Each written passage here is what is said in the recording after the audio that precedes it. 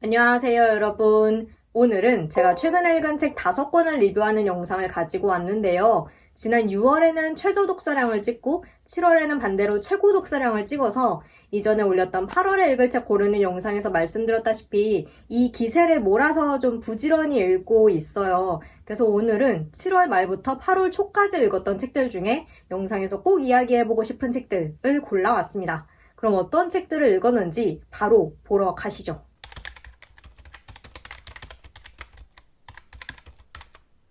우선은 이 여름에 읽기에 딱 어울리는 에세이 한 권을 추천해 드리겠습니다.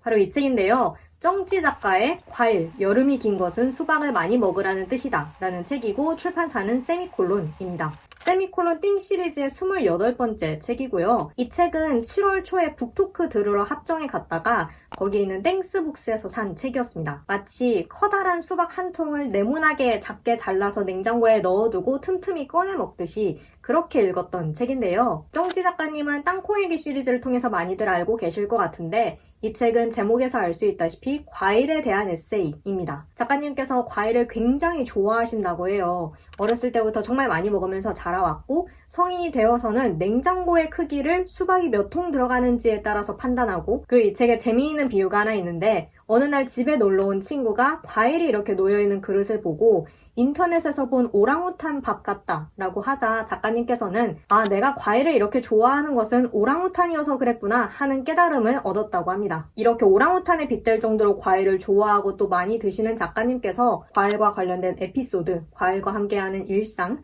그리고 감정과 생각들을 이 책에 가득 담았다라고 말을 할 수 있겠습니다. 서점에서 이 책을 샀던 이유는 제가 여름을 너무나 싫어하기 때문이었습니다. 더위를 많이 타는 저에게 7월 초의 그 더위는 진짜 지옥으로 들어가는 입구였고 이 여름을 내가 무사히 날 힘이 도저히 안 났던 때였어요. 그래서 여름에 관한 책을 읽으면서 이 여름을 조금이라도 긍정할 수 있으면 좋겠다라는 생각을 했었고 마침 이 책이 딱 눈에 띄어서 샀던 거죠. 굳이 따지자면 저는 과일을 많이 먹는 편도 아니고 딱히 좋아한다라고 말을 할 수도 없지만 그런 저에게도 여름 하면 시원한 수박과 새콤달콤한 복숭아가 제일 먼저 떠오르거든요.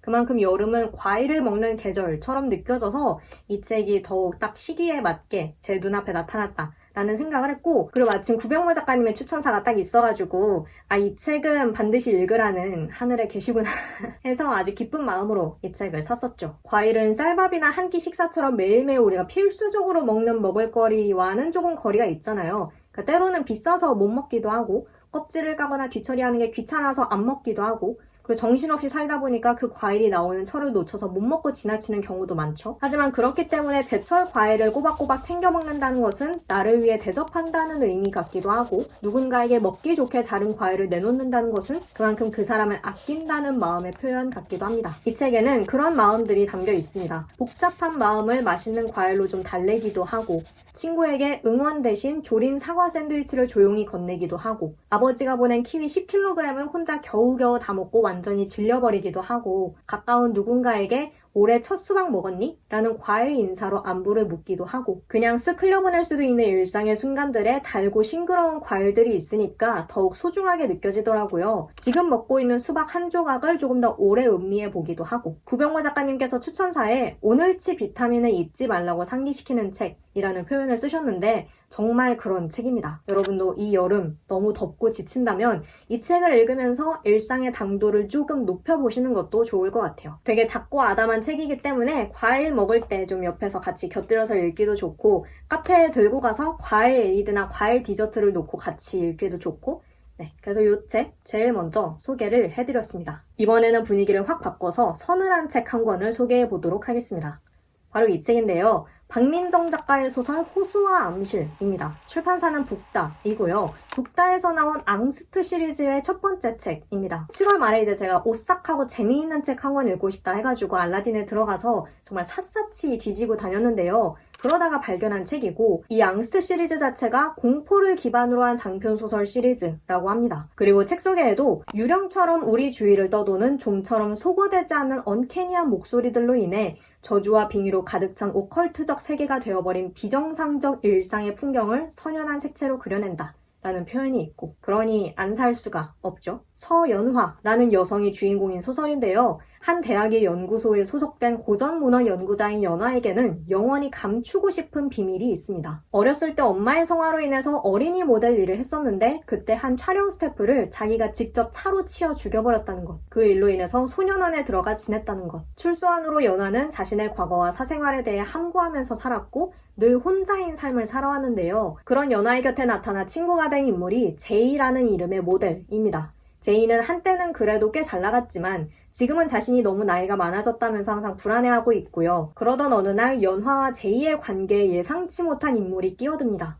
로사라는 인물. 연화가 소년원에 입소한 당시 로사는 또래 여학생들에게 성매매를 알선한 죄로 그곳에 이미 들어와 있었는데요. 어설픈 사투리를 쓰면서 귀신 운운하는 이야기를 하고 자신의 경험을 마치 영웅서사처럼 이야기하는 로사로부터 연화는 처음으로 혐오라는 감정을 느낀 바 있습니다. 그랬던 로사가 감추고 싶은 기억의 일부를 공유하는 로사가 성인이 되어서 다시 나타난 거죠. 과연 이 셋 사이에 어떤 일들이 일어날지, 성인이 되어 겨우 만든 친구 제이와의 관계는 앞으로 어떻게 될지, 이것은 이 책을 직접 읽으면서 알아가 보시면 좋을 것 같습니다. 일단 이야기할 것은 책 속에 적혀있던 그 유령처럼 우리 주위를 떠도는 언캐니한 목소리라든가 저주와 빙의로 가득 찬 오컬트적 세계가 된 일상이라는 것은 말하자면 비유라는 것입니다. 로사가 귀신 운운하기는 하지만 실제로 이 소설에 귀신 같은 게 등장하는 것은 아니고요. 근데 우리가 가끔 귀신보다 사람이 더 무섭다라는 말을 하잖아요. 이 소설은 어떻게 보면 귀신보다 사람이 더 무서운 현실, 특히 사람이 만든 권력의 구도와 그 안에서 사람이 저지르는 일들이 자아내는 공포와 불안, 이것들을 다루고 있다라고 해야 할 것 같습니다. 대표적으로 두 인물을 이야기를 해보자면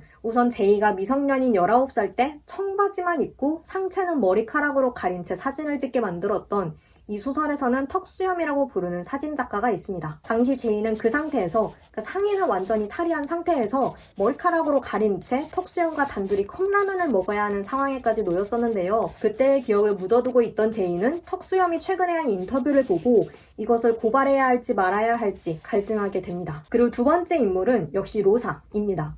또래 애들, 특히 예쁘고 가난해 보이는 애들을 표적 삼아서 성매매를 알선했던 로사 역시 불쾌와 분노를 넘어서 혐오와 공포가 느껴지는 인물인데요. 이런 식으로 이 책은 끈적하게 달라붙어서 쉽게 떨어지지 않는 시선과 기억, 그리고 억압적인 구조 앞에서 한 여성이 그리고 한 개인이 느끼는 공포를 그리고 있습니다. 하지만 이 소설은 그 공포 앞에 무력하게 무너지는 게 아니라 어떤 오기를 갖고 앞으로 달려나가는데요.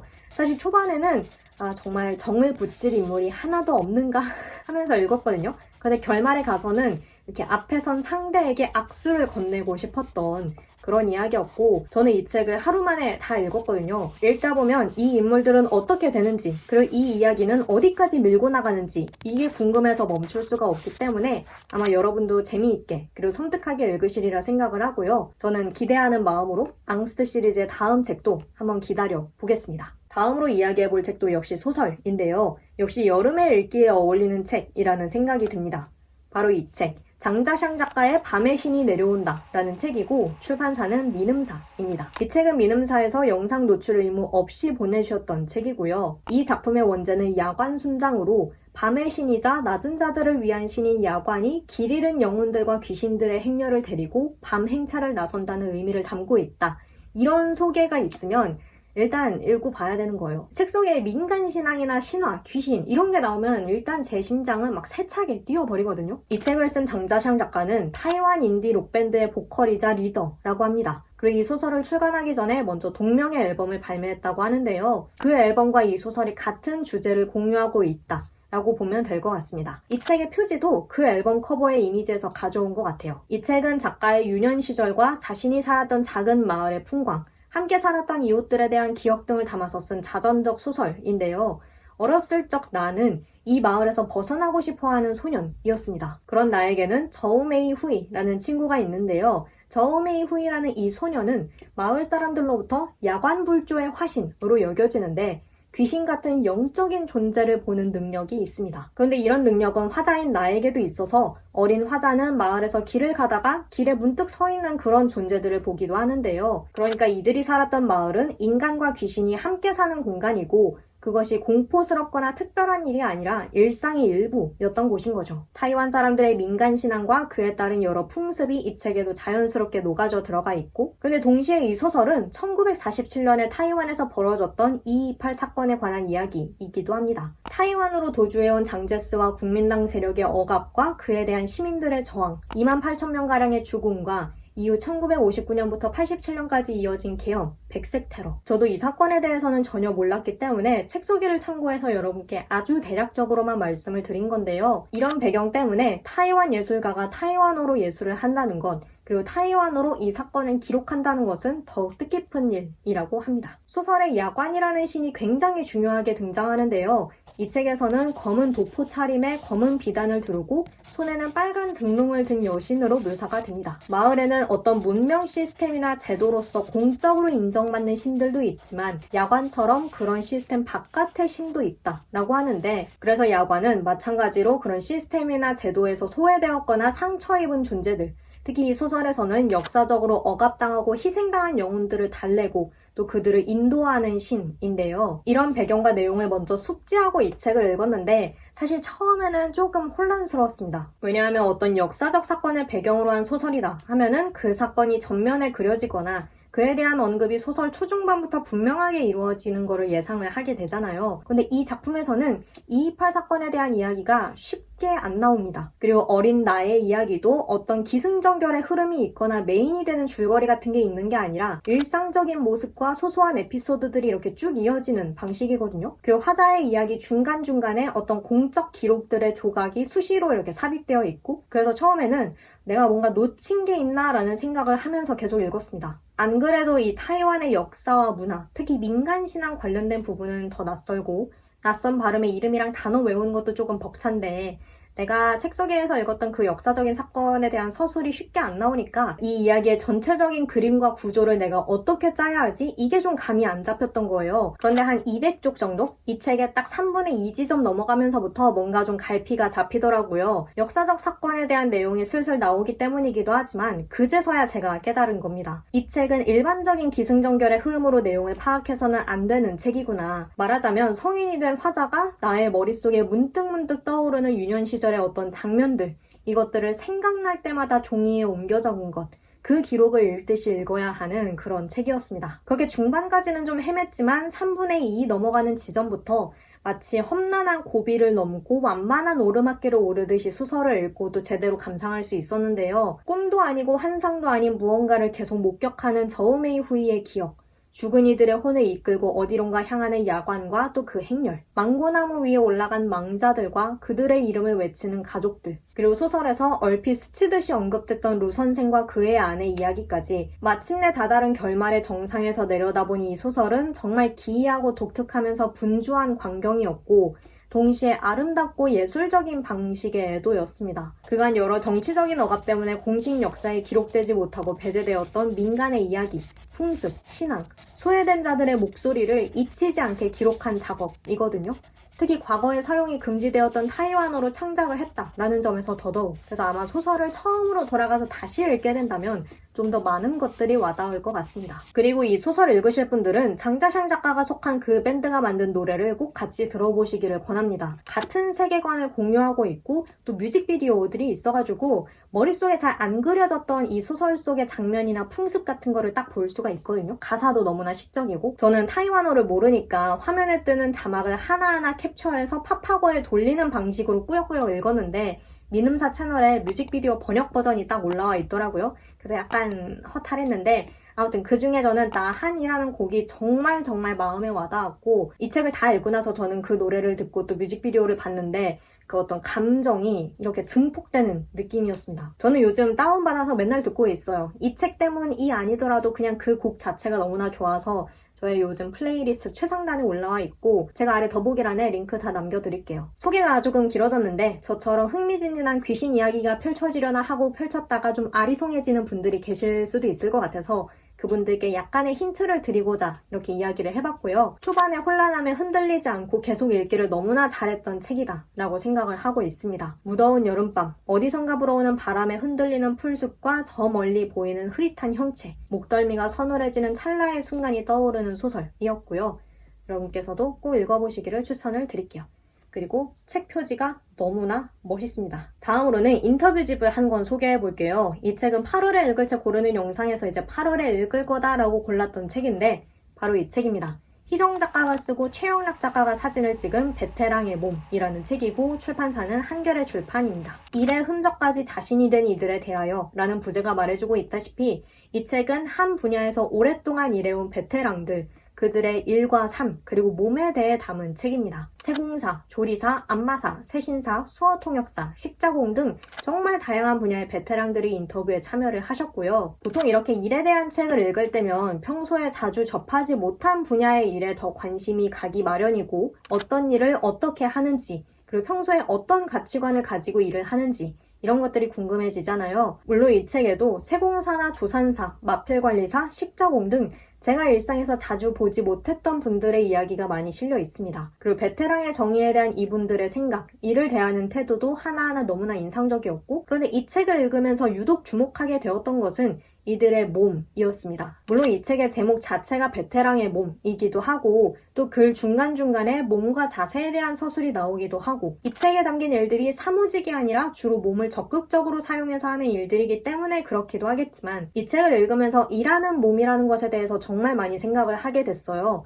특히 몸은 거짓말하지 않는다 라는 문장이 자꾸 떠올랐는데 이 책에서 어떤 분은 베테랑이라는 말에 어휴 아니네 하면서 손을 내젓기도 하셨지만 이분들의 경력과 내공은 몸에 배어서 아무리 겸손하게 손을 내저어도 다 드러나거든요. 하지만 동시에 현장의 위험과 제도의 불합리함을 축소하고 감추려고 해도 몸을 통해 드러난다. 라는 사실을 이 책을 읽으면서 다시금 알 수 있었습니다. 이 몸들은 너무나도 자주 분진이 날리고 화학물질이 공중에 떠다니는 작업장에서 일하거나 법의 효력이 미치지 않는 곳에 있어서 내 안전은 내가 지켜야 하는 상황에 놓이거나 일에 대한 이해도나 존중이 결여된 고용 주체와 일하기도 하거든요. 그런 점에서 노동자의 몸은 경력의 증거이기도 하지만 동시에 수많은 투쟁의 장이 되기도 한다. 라는 것을 이 책이 보여주고 있습니다. 두 번째로 읽는 희정 작가님의 책이었는데 역시 작가님의 조심스러운 시선이 잘 드러났고 그리고 인터뷰이와 마음을 나누면서 진행된 인터뷰다라는 것을 느낄 수 있는 책이었어요. 그리고 이 책의 표지나 본문 디자인 같은 게 또 감각적이어서 그거를 보는 매력도 있었고 그래서 여러분께 추천을 하고 싶은 그런 책이었습니다. 이 책에서 인터뷰한 것은 특정 개인이고 어느 한 베테랑이지만 결국 들여다보는 것은 사회였구나 라는 책을 알려주는 책이라서 여러분께도 꼭 읽어보시라고 추천을 드리고 싶습니다.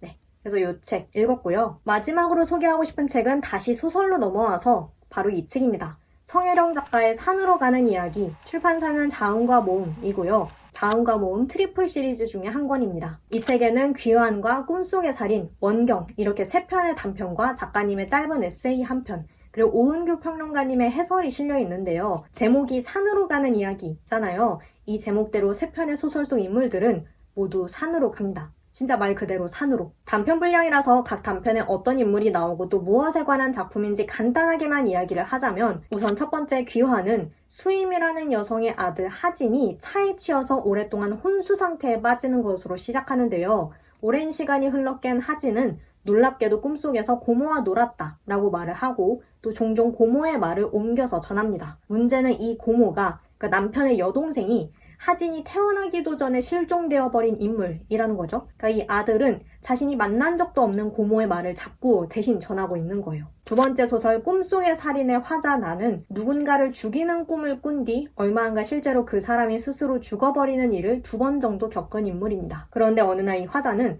토막난 시신이 든 캐리어를 끌고 자작나무 숲을 걷는 꿈을 꿉니다.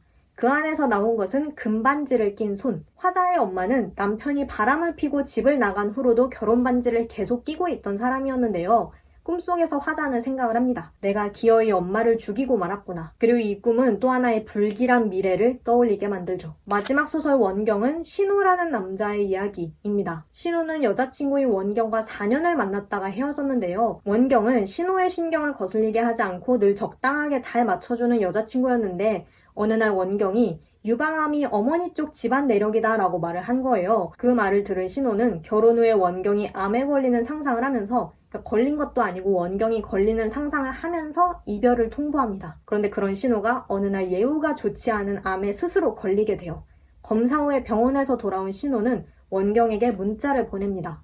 잘 지내? 방금 말씀드린 이 내용들이 말하자면 각 단편의 시작 부분의 이야기였고요. 뭔가 좀 섬뜩함이 느껴지는 도입부들 아닌가요? 근데 방금 이야기한 각 소설의 내용 소개에서는 산이라는 공간이 전면에 드러나지는 않죠. 산은 이 인물들이 마침내 다다르게 되는 장소인데요. 이 작품들에서 산은 공통적으로 무언가가 묻혀 있을 것만 같은 장소로 그려집니다. 비밀스럽고 조금 음산한 공간. 이전에 클럽 창비 영상에서 제가 성혜령 작가님의 버섯농장이라는 소설집에 대해서 이야기하면서 가까운 이와의 관계가 어긋나면서 위태로워지는 일상을 그리고 있다 이런 말씀을 드렸잖아요. 그 소설집에서는 뭔가 돌이킬 수 없게 틀어져 버렸다 라는 불길함이 느껴졌는데요. 이 소설집에서는 역시 긴장감이 흐르고 아슬아슬하기도 하지만 다 읽고 나면 어쩐지 마음이 약간 좀 개운해지는? 이걸 어떻게 표현해야 될지 모르겠는데 조금 가벼워지는 그런 느낌이 듭니다. 이 작품들에서 산은 오랜 세월 묻어두었던 한스러운 마음이 마침내 드러나는 공간이고 오랜 세월 질질 끌어왔지만 사실은 필요 없는 것이었던 무언가를 마침내 버리고 오는 공간이고 그리고 자신의 헛된 예상이 깨지면서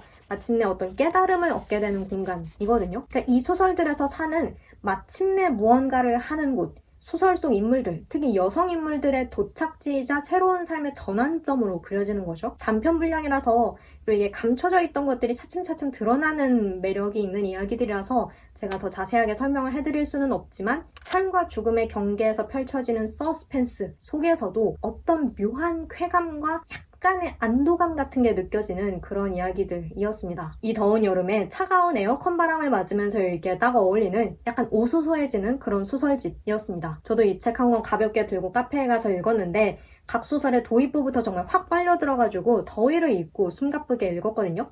오랜만에 읽은 트리플 시리즈였는데 정말 재미있었고 여러분께도 이 책 가방에 쏙 넣어 다니시기를 추천하고 싶습니다. 네, 이렇게 해서 제가 최근에 읽은 책들 중에서 제일 인상적이었던 5권 이야기를 해봤고요. 5권밖에 안 되기는 하지만 그래도 나름 다양한 분위기의 책들을 좀 골라온 것 같아요. 너무 더워서 그런지 요즘 이렇게 얇은 볼륨의 책들에 더 손이 자주 가게 되는데 여러분께서도 이 책들 취향에 맞게 골라서 가방에 쏙 넣어가지고 카페에 가서 시원한 음료를 마시면서 읽어보시기를 권하고 싶습니다. 그게 피서고 그게 극락이지.